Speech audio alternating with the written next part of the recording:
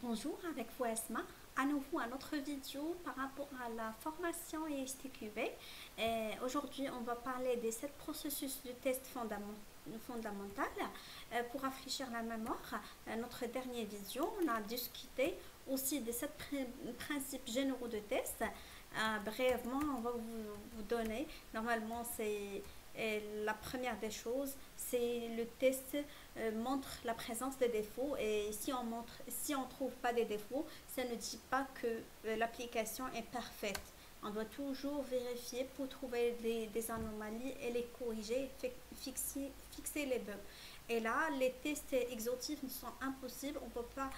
On n'a pas la possibilité de faire l'ensemble des combinaisons pour faire toutes les tests possibles. Et normalement, à chaque étape, de préférence, de tester tout, ça empêchait de trouver ça empêchait de courir, ça empêchait de trouver des surprises pendant la livraison, regroupement des défauts et par la suite normalement les anomalies qui se répètent. Parfois on trouve des anomalies qu'on n'arrive pas à les corriger et c'est pour cela parfois s'ils ne sont pas bloquants on le laisse pour une nouvelle évolution et les tests dépendent du contexte.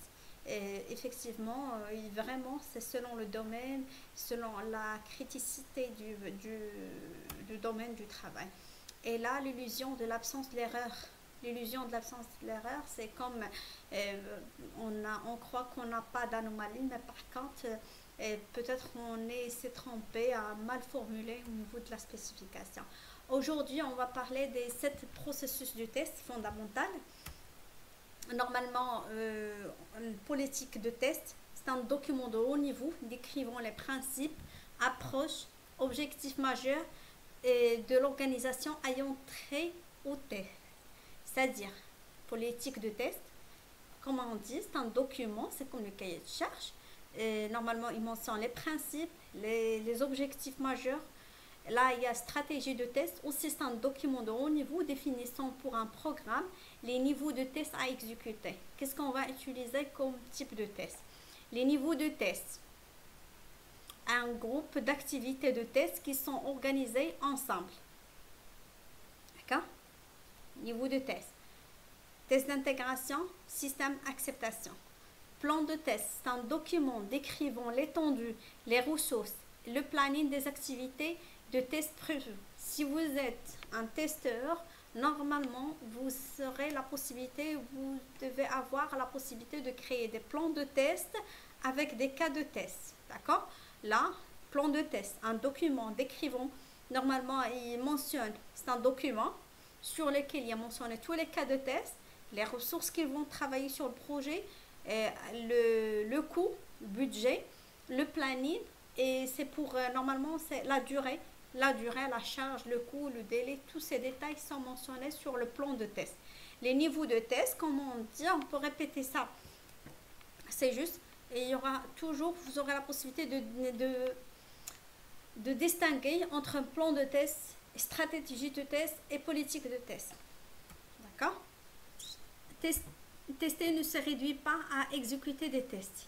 Effectivement, c'est pas que on fait que exécuter des tests, mais normalement il y a la planification, la première étape où on fait le plan de test avec qui on va travailler, la durée, le budget, avec quel logiciel, tous ces détails sont mentionnés sur le plan de test. Analyse et conception, c'est au niveau des tests, les tests d'intégration. Effectivement, on vérifie est-ce que les composants ils sont bien adéquats, les composants tout est correct, il n'y a pas de problème au niveau de code, l'interaction entre les composants et tout ça. Implémentation et exécution. Là, ce sont les tests système. Là, on fait l'exécution. C'est pour savoir aussi est-ce que le code source, on fait l'exécution de code source, on veut savoir est-ce que auprès des tests système, est-ce que tout est opérationnel. Par la suite, les tests d'acceptation, normalement c'est la dernière phase. On fait les tests fonctionnels, les tests que le client est censé faire, par exemple au niveau de PV de recette. Et c'est pour cela qu'il y aura toujours une évaluation et reporting.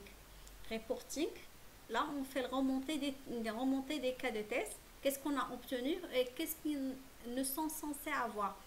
Et là, on fait l'évaluation. Est-ce que les cas de test, on a eu combien de problèmes, pardon, il y a combien de cas de test qui ont engendré des anomalies, sur combien de pourcentage, et c'est pour ça. Et par la suite, il y aura la clôture. D'accord? Ça, c'est les activités de test. Là, je répète, il y aura toujours la planification. C'est comme un cycle de vie d'un logiciel, toujours même au niveau du test. C'est pas qu'on exécute, c'est planifier et rédiger des cas de test par rapport aux spécifications, analyser aussi la conception, implémentation, exécution, évaluation, reporting, clôture. D'accord? La planification et contrôle des tests. Implémenter la politique de test et la stratégie de test. Identifier les objectifs des tests sur la base d'une analyse de risque ou de priorisation des exigences. Déterminer les ressources personnelles environnement, c'est ce qu'on a dit, combien de personnes vont travailler, pour quel type de test, test unitaire, test d'intégration, test d'acceptance, l'environnement aussi, pour combien de temps, planifier la tâche de conception de test, définition de la gestion des défauts, définir le dispositif pour suivre l'avancement de test, d'accord? Effectivement, on aura toujours un document qu'on a déjà les cas des tests, les cas qu'on a effectués, les résultats qu'on doit avoir. Comme ça, on aura déjà une visibilité par rapport à ce qui se passe. Fournir plan de test à jour. D'accord. Analyse et conception des tests. Déterminer l'objectif de test. Déterminer l'objet de test. Normalement, l'objectif de test, c'est quoi? Avoir une application fonctionne. Par exemple, on va le tester pour combien de personnes, saturation, est-ce qu'il doit fonctionner 24 heures sur 24, pour combien de jours dans la semaine, est-ce qu'il y aura une journée de sauvegarde, de restauration, de maintenance, tout ça, tous ces détails sont mentionnés ici. Déterminer l'objet de test, qu'est-ce qu'on va tester, identifier les données et les conditions de test, d'accord? Concevoir, là on fait les tests fourniture, par exemple sur un système qui est très sensible, on fait les tests sur un pré-prod, comme ça on ne va pas impacter la production. Concevoir l'initialisation de l'environnement de test, là aussi on doit avoir un environnement de test. Conception de cas de test avec des étapes de test. Effectivement, les cas de test ils sont essentiels pour chaque test. Normalement, on ne peut pas tester au hasard. Normalement, on doit établir des cas de test, un plan de test pour qu'on sera tous ça bien détaillé. D'accord? Par la suite, implémentation, exécution des tests, procédure de test, un document spécifiant la séquence d'action pour l'exécution d'un test connu sous le terme script du test. Normalement, ces définitions ils sont mentionnées sur le glossaire de CFTL, qui sont censés tout ce qui est qualité logicielle.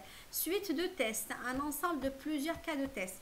D'accord, s'il vous plaît, normalement, au fur et à mesure, vous devez être familiarisé avec ces mots. D'accord, lorsqu'on dit un cas de test, suite de test, plan de test, procédure de test, normalement, vous ne devez pas confondre ça, parce que sinon, au niveau des questions, ça peut que vous aurez les mêmes mots, ces mots qui se répètent, vous aurez au niveau de test. Test de confirmation.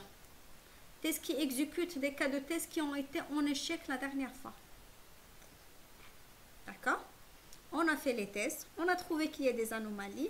Ils ont été fixés par le développeur, mais on doit à nouveau les tester pour s'assurer est-ce qu'effectivement on n'est pas à nouveau dans une situation de blocage.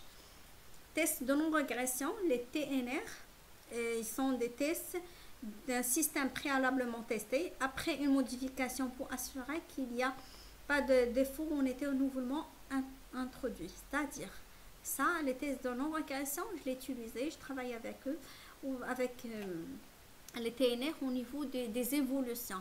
C'est-à-dire, on a une application 2.0, par la suite on passe à l'application 2.1, c'est-à-dire le 2.0, il doit aussi fonctionner au 2.1 avec d'autres fonctionnalités. C'est-à-dire, on teste tout ce qui était censé fonctionner au niveau de la version 2.0.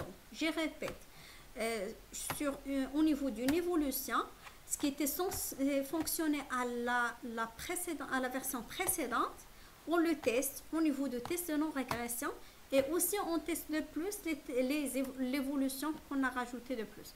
Implémentation et exécution de tests. Termes selon le glossaire, critères de sortie. L'ensemble des conditions génériques et spécifiques convenues avec les responsables pour terminer officiellement un processus. D'accord? Rapport de synthèse de test, un document synthésant les activités et les tests les résultats de test.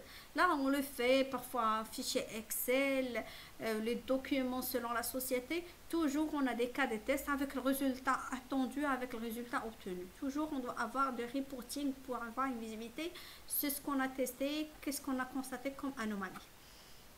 Et là, au niveau de clôture de test, testware.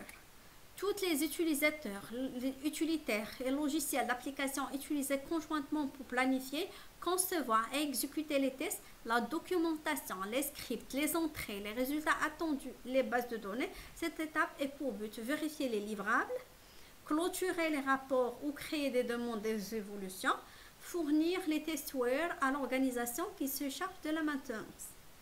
D'accord ? Normalement, c'est clair. Clôture de test, c'est tout ce qu'on a fait, les cas de test, les résultats, le reporting. Et c'est pour ça, c'est juste pour vérifier ce qu'on va livrer et ce qui correspond bien aux besoins du client.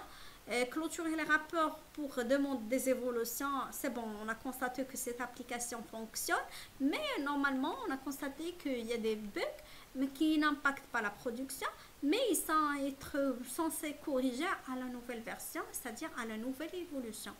Fournir les testeurs à l'organisation qui se charge de la maintenance. Effectivement, si on a constaté qu'il y a des bugs, c'est l'équipe qui font la maintenance qui vont s'occuper de ça. D'accord. Normalement, là c'est bon, tout est clair par rapport au processus de test fondamental. On a parlé, je vais juste vous donner une idée globale. C'est la planification, juste de planification ou clôture. On fait la planification, analyse, conception, implémentation et exécution, évaluation et reporting et par la suite la clôture. D'accord? Là, j'espère bien que ce cours a été clair pour vous. Si vous avez des questions, n'hésitez pas à le laisser aux commentaires. Je réponds à vos questions. Si vous avez aimé la vidéo, n'hésitez pas de la liker, partager avec vos amis. Prochaine vidéo, ce sera pour la psychologie des tests. Comme ça, on avance au niveau de la formation STQB. Je vous remercie beaucoup et bonne fin de journée.